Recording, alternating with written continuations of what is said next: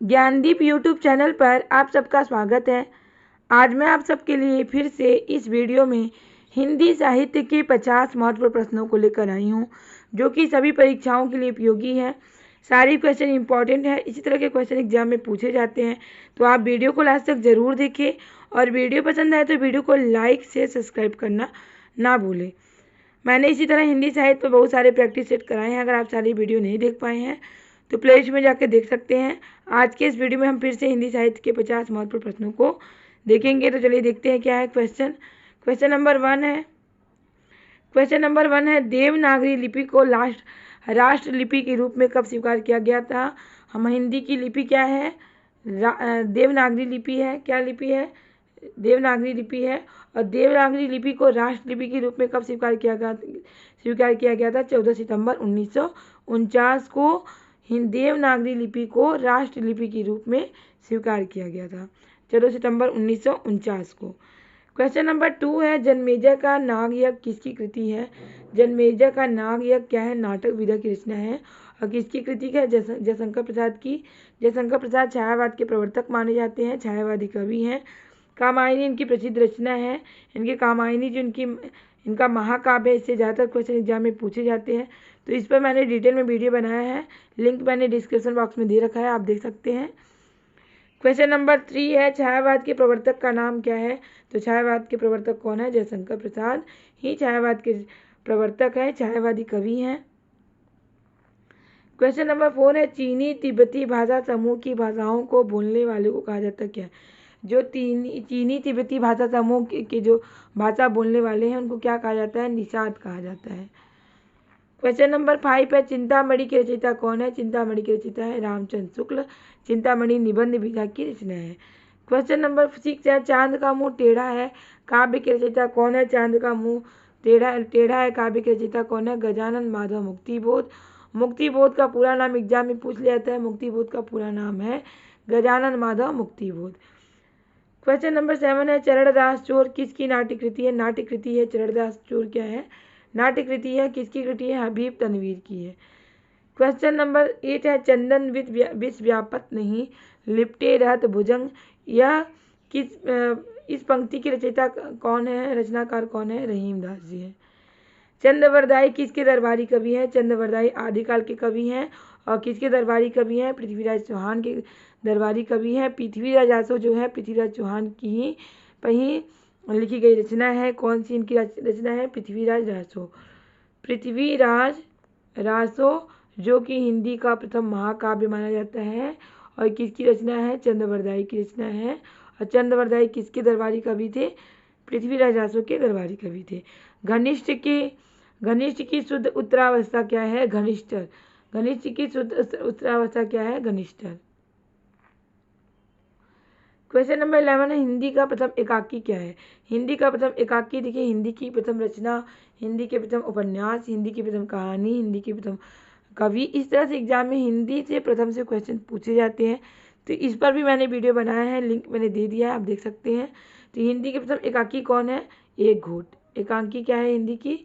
एक घूट। Question number 12 है हिंदी के किस समाचार पत्र में खड़ी बोली को मध्य देशी भाषा कहा गया है? हिंदी का ऐसा कौन सा समाचार पत्र है जिसमें खड़ी बोली को मध्य देशी भाषा कहा गया है? तो बनारस अखबार समाचार पत्र है और इसी में खड़ी बोली को मध्य देशी भाषा कहा गया है। क्वेश्चन नंबर 13 है हिंदी के प्रथम कवि कौन है? हिंदी के प्रथम कवि हैं सिद्ध सरापा, जो कि 9वीं शताब्दी के हैं। सिद्ध सरापा ही हिंदी के प्रथम कवि हैं और यही सर्वमान्य मत है। सिद्ध सरापा को हिंदी के प्रथम कवि किसने माना है? राहुल सांकृत्यायन ने सिद्ध सरापा को हिंदी का प्रथम कवि माना है। हिंदी के प्रथम गद्यकार कौन थे? हिंदी के प्रथम गद्यकार हैं लल्लू लाल। प्रेम सागर इनकी प्रसिद्ध रचना है। किसकी? लल्लू लाल की। हिंदी के प्रथम गीत लेखक कौन है? विद्यापति हिंदी के प्रथम गीत लेखक है। हिंदी के सर्वप्रथम दैनिक समाचार पत्र कौन सा है?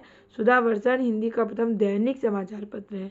अगर दैनिक समाचार पत्र पूछा जाएगा कौन सा हिंदी का, सो सुधावर्षण है। अतीत के चलचित्र के रचयिता कौन है? महादेव वर्मा। महादेवी वर्मा जो है अतीत के चलचित्र की रचयिता हैं।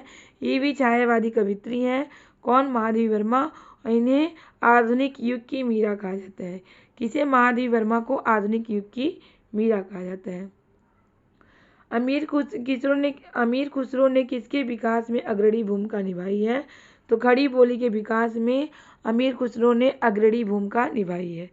क्वेश्चन नंबर 19 है, अमीर खुसरो ने जिन मुकुरियों, पहेलियों और दो सुखनों की रचना की है उसकी मुख्य भाषा क्या है? इन्होंने पहेलियों, मुकुरियों की रचना की है। इन्हें तोतुए हिंद या हिंद का तोता कहा जाता है। किसे? अमीर खुसरो। ये आदिकाल के कवि हैं। तो पहेलियों और मुकुरियों के लिए इन्होंने जिस भाषा का प्रयोग किया है, कौन सी भाषा है? खड़ी बोली। क्वेश्चन नंबर 20 है, अवधी भाषा में सर्वाधिक लोकप्रिय महाकाव्य क्या है? तो रामचरितमानस जो है अवधी भाषा में सर्वाधिक लोकप्रिय महाकाव्य है। और इस महाकाव्य के रचनाकार कौन है? तुलसीदास इस महाकाव्य के रचनाकार हैं। रामचरितमानस में कितने कांड है? ये भी क्वेश्चन पूछा जाता है। 7 कांड है। 7 कांड का क्रम आपको पता होना चाहिए किस क्रम में है। बालकांड, अयोध्या कांड, किष्किंधा कांड, सुंदरकांड, लंका कांड और उत्तरकांड। लंका कांड, बालकांड, अयोध्या कांड, अरण्य कांड, किष्किंधा कांड, सुंदरकांड, लंका कांड और उत्तरकांड। 7 कांड है। 7 कांड का क्रम आपको पता होना चाहिए। क्वेश्चन नंबर 21 है, अशोक के फूल क्या है? निबंध संग्रह है। इसके रचनाकार कौन है? हजारी प्रसाद द्विवेदी। आँख की किरकिरी होने का अर्थ क्या है? आँख की किरकिरी होना मतलब अप्रिय लगना। आँख की किरकिरी होना मतलब अप्रिय लगना। आंचलिक रचनाएं किससे संबंधित होती हैं? आंचलिक रचनाएं जो होती हैं क्षेत्र विशेष से संबंधित होती हैं। आंचलिक उपन्यास कौन कहे जाते हैं? परीश्वरनाथ रेणु जो हैं आंचलिक उपन्यासकार कहे जाते हैं। मैला आंचल इनकी प्रसिद्ध उपन्यास है जो कि आंचलिक उपन्यास है। मैला आंचल इनका प्रसिद्ध आंचलिक उपन्यास है। मैला आंचल किसका? परीश्वरनाथ रेणु का। मैला आंचल क्षेत्र विशेष से संबंधित रचना है जो कि आंचलिक रचना है। क्वेश्चन नंबर 26 है, आचार्य रामचंद्र शुक्ल ने त्रिवेणी में किन 3 महाकवियों की समीक्षा प्रस्तुत की है? त्रिवेणी किसकी रचना है? रामचंद्र शुक्ल की रचना है। और किन 3 महाकवियों की समीक्षा प्रस्तुत की है? सूरदास, तुलसीदास और मलिक मोहम्मद जयसी। सूरदास जो कि कृष्ण भक्ति शाखा के कवि हैं और प्रमुख कवि हैं। तुलसीदास राम भक्ति शाखा के प्रमुख कवि हैं और जयसी जो है प्रेमाश्रयी शाखा के प्रमुख कवि हैं, प्रतिनिधि कवि हैं। क्वेश्चन नंबर 27, आत्मजयी के रचनाकार कौन है? कुंवर नारायण आत्मजयी के रचनाकार हैं। क्वेश्चन नंबर 28 है, आत्मनिर्भरता क्या है? निबंध है। कि रचनाकार कौन है? बालकृष्ण भट्ट हैं। आधुनिक युग के चरण कौन कहे जाते हैं? आधुनिक युग के चरण कहे जाते हैं रामधारी सिंह दिनकर। इन्हें द्वितीय राष्ट्र कवि भी कहा जाता है। प्रथम राष्ट्र कवि मैथिली चरण गुप्त को कहा जाता है और द्वितीय राष्ट्र कवि रामधारी सिंह दिनकर को कहा जाता है। उर्वशी इनकी प्रसिद्ध रचना है और इसी रचना के लिए ज्ञानपीठ पुरस्कार से सम्मानित किया गया था। क्वेश्चन नंबर 30 है, आंध्र प्रदेश की राज्य की भाषा कौन सी है? तेलुगु जो है आंध्र प्रदेश की राज्य की भाषा है। आसमान पर चढ़ाने का अर्थ क्या है? अत्यधिक प्रशंसा करना। आसमान पर चढ़ाने का अर्थ क्या है? अत्यधिक प्रशंसा करना। क्वेश्चन नंबर 32 है, इतिहास शब्द का शुद्ध विशेषण क्या है? विशेषण पूछा जा रहा है यहाँ पे।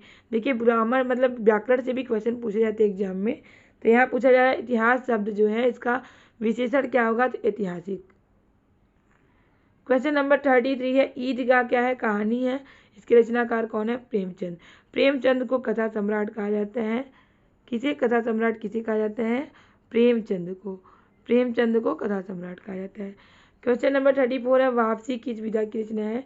तो एग्जाम में रचनाकार पूछा जाता है और विधा भी पूछ ली जाती है। तो यहाँ वापसी किस विधा की रचना है? कहानी विधा की रचना है। विक्रम संवत का शुभारंभ कब हुआ था? 57 ईस्वी से हुआ था। विद्यापति की पदावली की भाषा क्या है? मैथिली भाषा है, इसलिए इन्हें मैथिल कोकिल कहा जाता है। किसे? विद्यापति को मैथिल कोकिल कहा जाता है क्योंकि इनकी अधिकांश रचनाएं मैथिली भाषा में हैं और इनकी पदावली की जो भाषा है वो मैथिली है। क्वेश्चन नंबर 37 है, वीर गाथा काल के सर्वश्रेष्ठ कवि कौन माने जाते हैं? चंद्रवरदाई वीर गाथा काल के सर्वश्रेष्ठ कवि माने जाते हैं। और पृथ्वीराज आसो क्या है, चंद्रवरदाई की रचना है, जिसे हिंदी का प्रथम महाकाव्य माना जाता है। क्वेश्चन नंबर 38 है, वीरों का कैसा हो बसंत क्या है, कविता है। इसके रचनाकार कौन है, सुभद्रा कुमारी चौहान है। क्वेश्चन नंबर 39 है, व्यवस्था प्रियता और विद्रोह का विलक्षण सहयोग किस प्रयोगवादी कवि में सबसे अधिक मिलता है। अज्ञे में व्यवस्था प्रियता और विद्रोह का विलक्षण सहयोग सबसे अधिक मिलता है, जो कि कौन से कवि हैं, प्रयोगवादी कवि हैं।